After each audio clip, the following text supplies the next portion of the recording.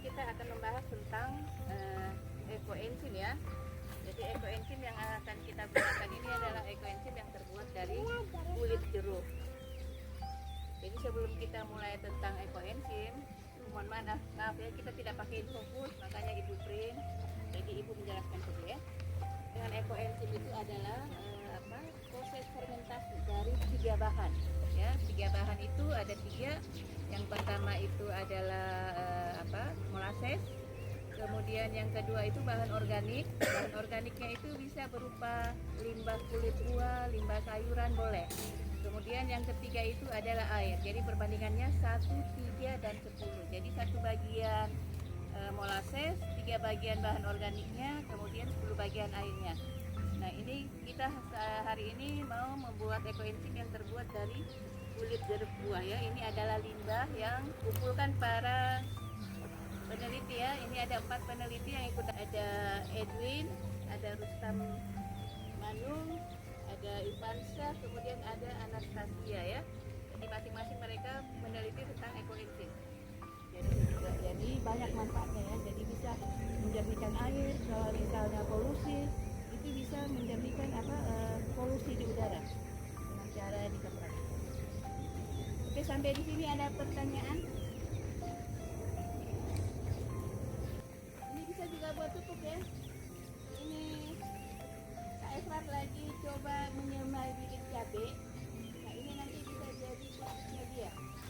Jadi kalau untuk cabai itu ada juga dosisnya. Nanti bisa lihat takarannya di sini ya.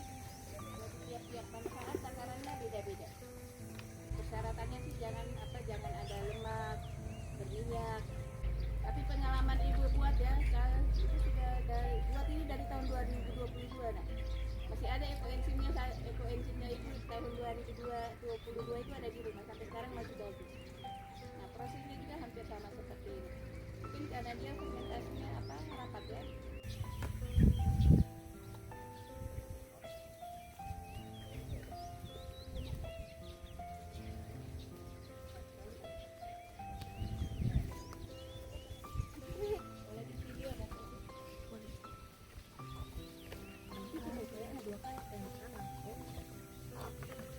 Jadi sebelum kita buat ekoenzim, kita timbang dulu bahan organiknya ya.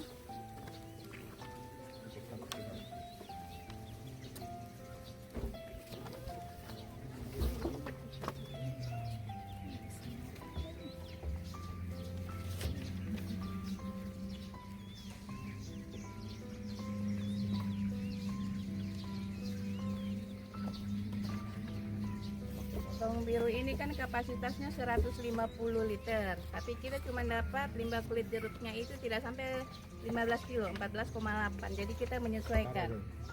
Jadi karena kita menyesuaikan, jadi tong ini cuma dipakai 30% dari kemampuan dia menampung isi ya. Nah, boleh tuh. Boleh tuh. Biasa di fotonya.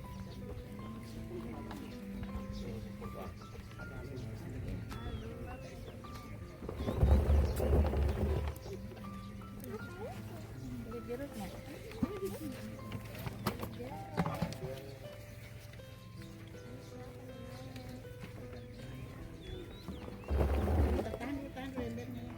Oh iya. Jangan satu.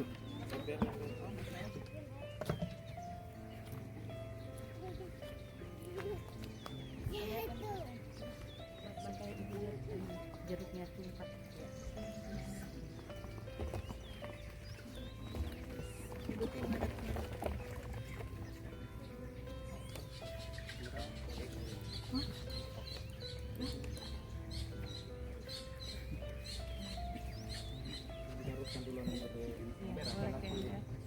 Kita larutkan aja dulu ya. Kita ukur dulu ini 5 kilo. Ukur di sini aja. Ini kapasitas berapa? 5 kilo ya. Oke. Tuangin ya ke situ sampai 5.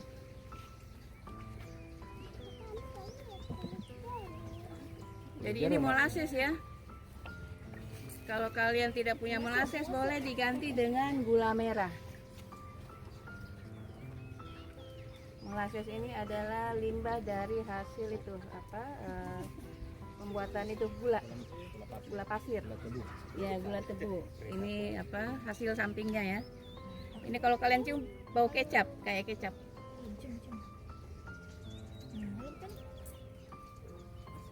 Sudah sampai kayaknya 2 kilo. Sudah 5 kilo. Enggak sampai kayaknya 2 kilo. 3 saja tuh. 3 saja. Ikut 3 tambah 2.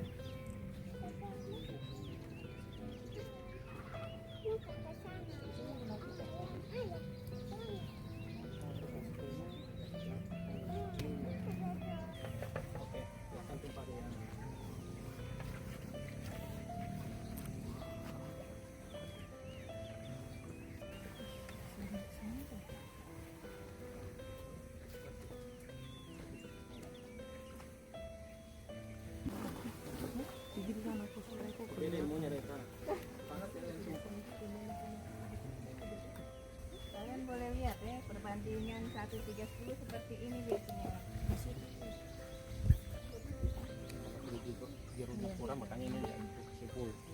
Kita cuma pakai 30% dari wadah ini karena jeruknya kurang. Kalau penuh apa 5 jeruknya juga harus banyak. Setelah ini ditutup rapat. Di rumah dia. Boleh ditutup. Ini harus ditutup rapat difermentasi ya. Biasanya ada ini ya, ada Klepnya. klep penjepitnya. Kemarin beli lupa. Penjepitnya. Tidak ada memang. Tidak ada pakai penjepit di rumah. Ya. Enggak pakai keratnya nih, Mas.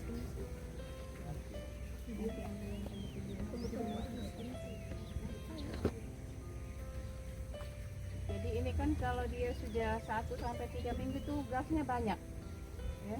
Jadi kalau supaya dia tidak ini untungnya sih kita pakai tong ya, tapi kalau pakai botol plastik kalian jarang buka itu meledak.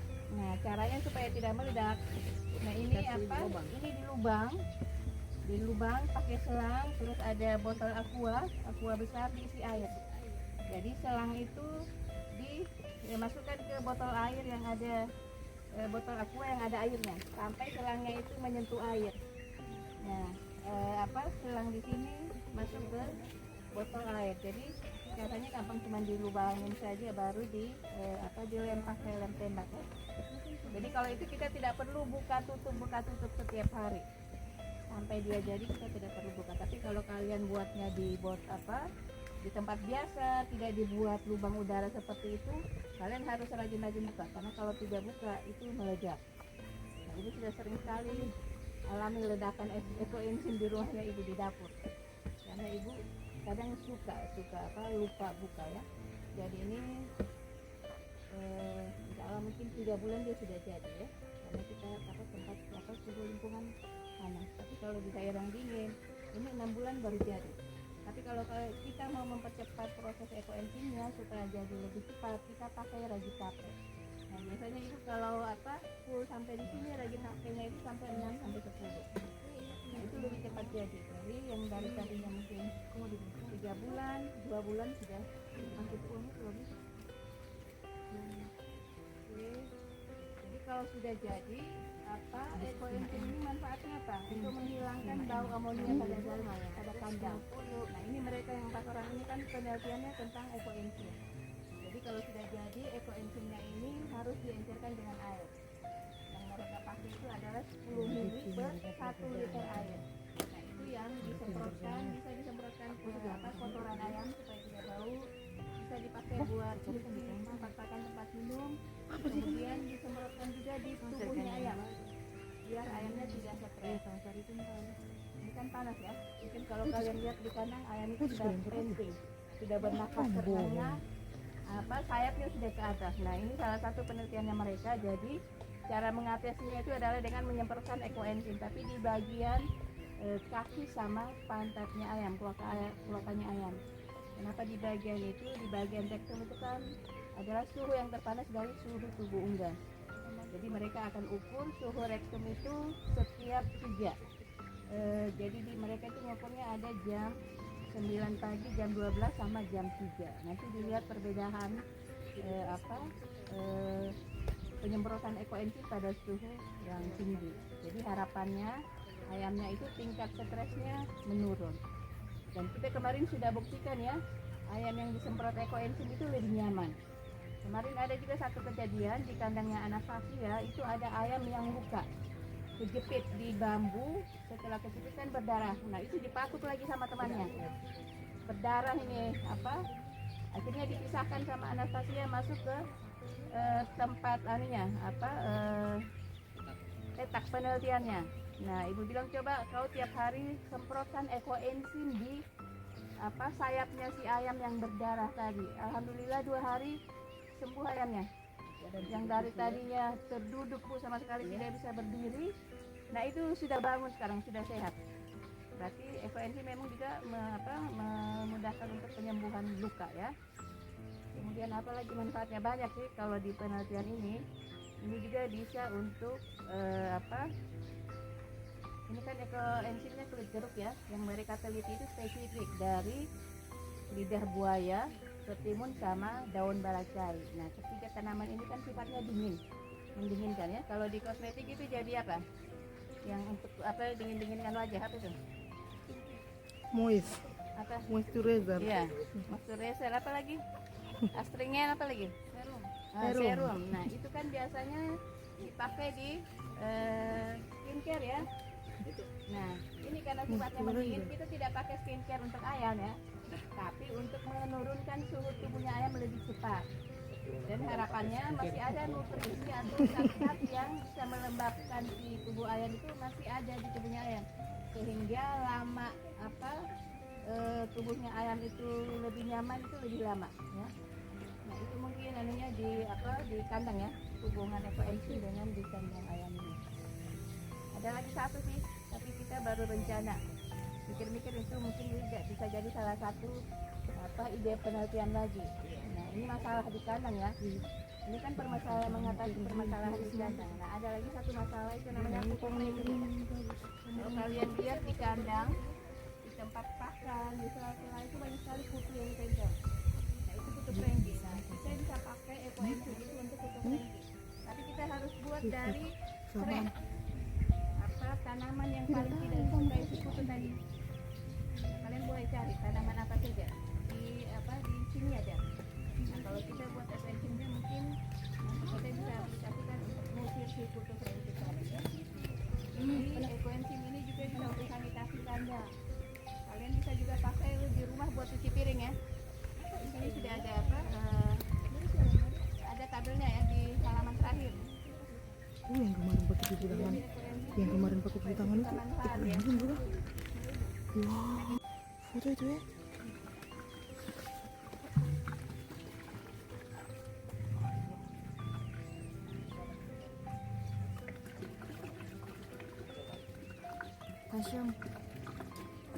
Pasang.